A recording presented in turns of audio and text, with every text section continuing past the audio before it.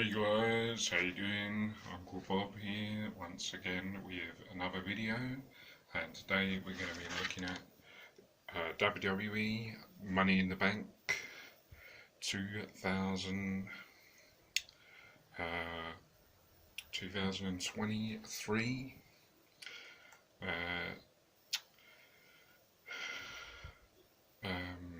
2-disc DVD review on this. Sorry, I couldn't think of what I was doing then. Sometimes I get in a bit of a muddle with a few things. Yeah, so we're going to be doing the review on this WWE Money in the Bank 2023, which was held this year in London. First UK major pay-per-view in over what should I say, it's 20 years, or I think the last one was WWE wise was I'm not sure if it was one night only. I can't remember which if there was something else after that, but I'm sure they had Rebellion and Insurrection and stuff, but I don't know if that counts as, well, it does count as a big event, but I don't know. Anyway, they said 20 years, but anyway, it was at the I think it was at O2. I think it was. Yeah. Unfortunately, I didn't manage to get a ticket to go to this due to, just really not having the cash and just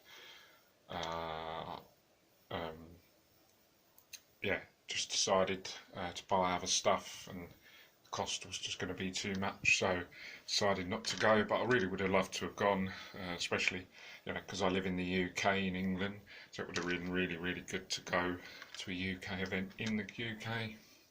I've been to WWE events before, but only house shows.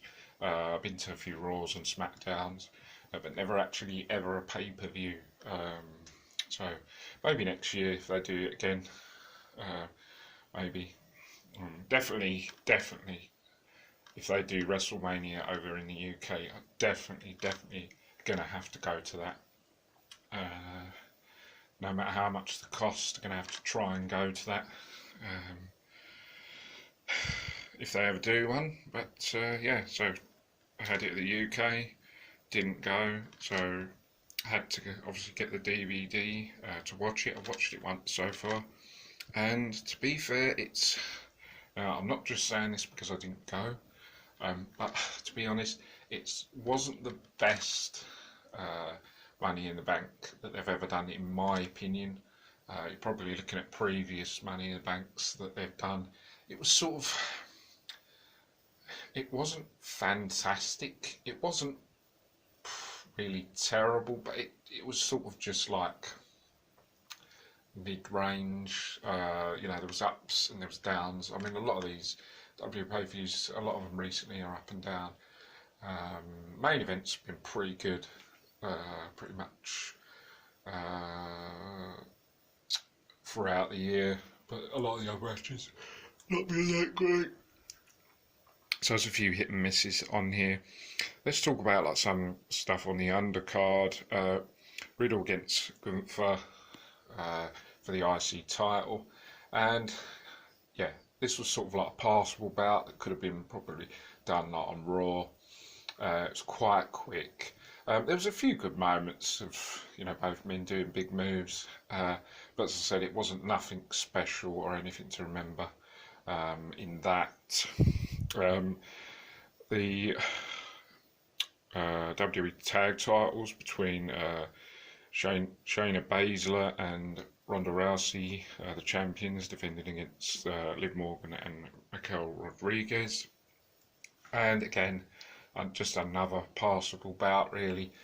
But you're going to get these with these tag team matches. To be honest, I don't really know where they've got tag team WWE division, because there's not really many tag teams. Most of the teams are all just single women, just all paired up. And to be honest, I don't think they really need it. I think they only need the 2 single titles. I don't think they really need a tag title, really, to be honest, because there's just not enough teams. And yeah, I just don't think they need it, because considering how many women are to the men do need tag titles because obviously there's loads of teams. But I don't think the women need it, to be honest. You know, when you consider there's probably only about 10 or more divas or female wrestlers on Raw and SmackDown, so I really don't think they really need tag titles. That's just my opinion. Anyway, it's a passable bout. There's a few good moments, but nothing to write home about in that. Another match, sort of undercard, mid-range, was Rhodes against Dominic, and again, it was probably a match you could have just seen every week on Raw, just a passable match. I mean, there was a few good spots, but it wasn't, as I said, not a classic or anything to write home about that. So I think that was the third match. Now, coming on to the I think it was 6 or 7 matches. I can't remember. So that was 3. The oh yeah, let's go on to the Raw or Seth Rollins' world title. It's probably too many world titles now. I think there's about 3 now. And then obviously the other one that gave Reigns. Don't know if that counts as a third title or not. They've really mucked things up, I think, really, to be honest, because like when you consider now there's like 3 or 4 world titles, it's just a bit ridiculous. I mean, probably, you know, they're going to end up doing Reigns against Rollins for all the titles. It's a bit silly, but that's just my opinion. I think WWE is a bit messed up at the moment, but you know. Anyway, Rollins defended his title against Finn Balor, and again, thought, you know, on paper you thought this was going to be a classic one, you know, like they had before. Notable the match between them two at SummerSlam about 2016 when it was really, really good. This wasn't anywhere near that. It was very rushed. Don't get me wrong, they both hit big moves and they tried what they could do in that short space of time. I think it's like 12 minutes. But to be honest, it wasn't, as again, sort of like a match you'd probably see as a main event on Raw each week or every so often. You know, as again, for me, nothing really memorable. As I said, just hitting big spots. But to me, a match should be just more than just hitting big spots after big spots. It should be just, I prefer longer matches personally, like 20 minutes, half an hour. And again, you know, nothing special about that. So I think that's 1, 2, 3, 4.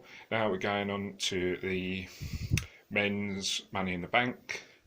LA Knight versus Logan Paul, Escobar, Priest, Shinsuke Nakamura, and Ricochet and Butch.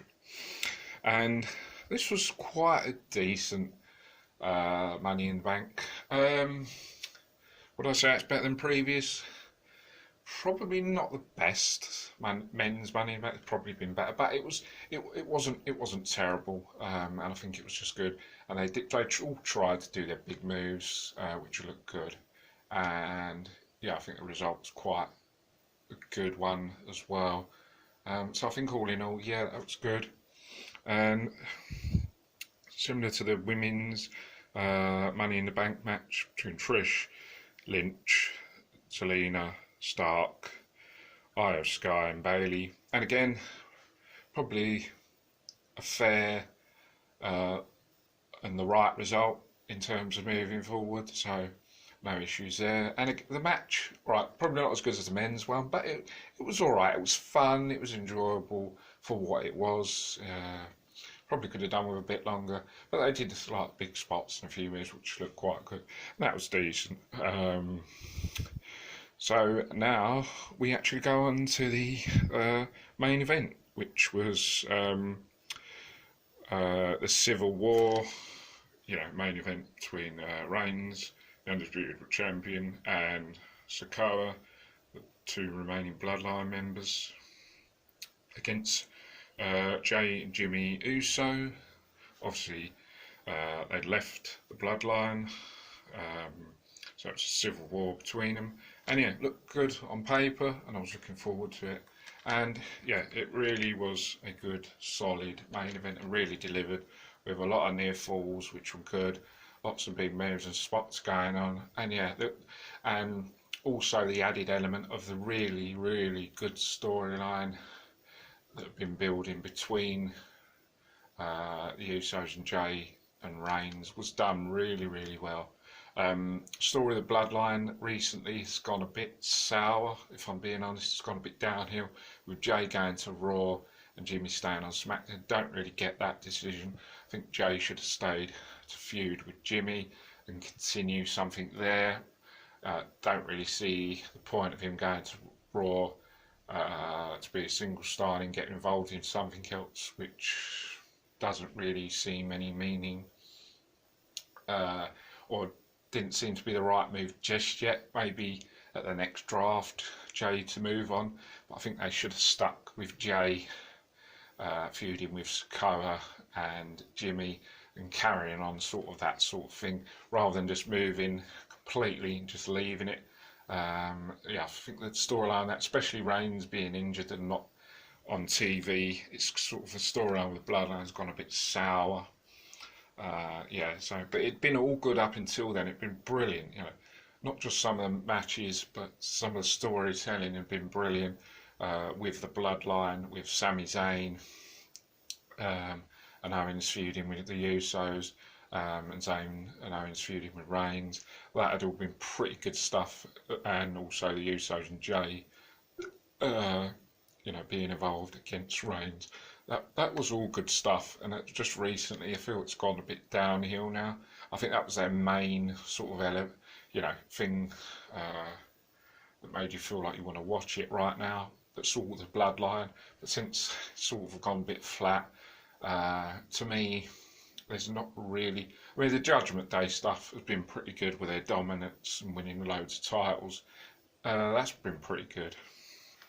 But other than that, as I say, I think Range. I mean, I'd give it 3.5 out of 5. But you know, as I said, there was ups and downs.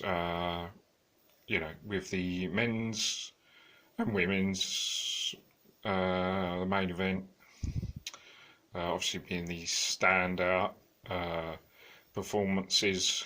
Then about 3 undercards and 1 match that was short and could have just been longer, really. I think if Rollins against Baylor had been longer, I think it would have been way, way better. But as I said, they seem to be having issues with times on these pay-per-views where some of the matches are cut short.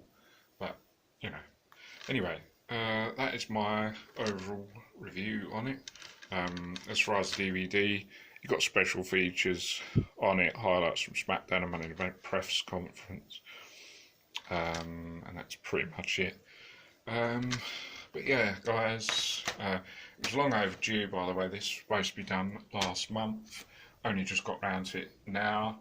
I'm not rich, unfortunately, so I only have a small budget to work with each month, and it's very, very difficult to get all the stuff you need to do the videos and obviously add to the collection. I have to try and balance it out so it works out each month. When I buy figures, toys and different things and busts and DVDs, I have to try and balance it out. I have to get like a couple of DVDs, a couple of figures or whatever, and just sort of balance it out. You know, I can't buy like 10 DVDs a month.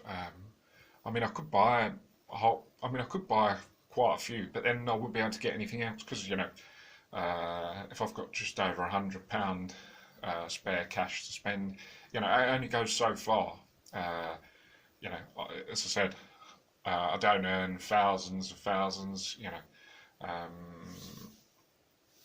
I only get paid a little bit of money each month, which doesn't really stretch that much. By the time you pay your rent and food and stuff, there's just like literally a bit of spending money left, and you know, it doesn't really stretch that much, especially now with the cost of living going up. But you know, there you go. As I said, I'm relatively, even though I'm not rich and I don't have that much cash, as long as I've got some money to use to get stuff, I can work with it. I've been working with my budget for the, I don't know how long, but years and years. But as long as I can buy some stuff, it's better to be. I see it's better than nothing. As I said, if I've got extra money, if I get any extra bonus money, then it's just I see it as a bonus. You can only work with what you've got at the end of the day. But anyway, that guys is going to be it for this video. Don't forget to subscribe to the channel. Please subscribe so I get more viewers. I'm really struggling with subscribers at the moment. I've only got about 197, which is not very much. So if you please don't mind subscribing, you don't have to pay anything. I don't get any payment from getting subscribers. It's just all for just entertaining you guys. And guys, hope you guys enjoy this video of a review on it, and thanks for watching, and I'll see you guys in the next video. Take care of yourself, and I'll see you soon on the next video. Thanks, bye for now, and I'll see you soon.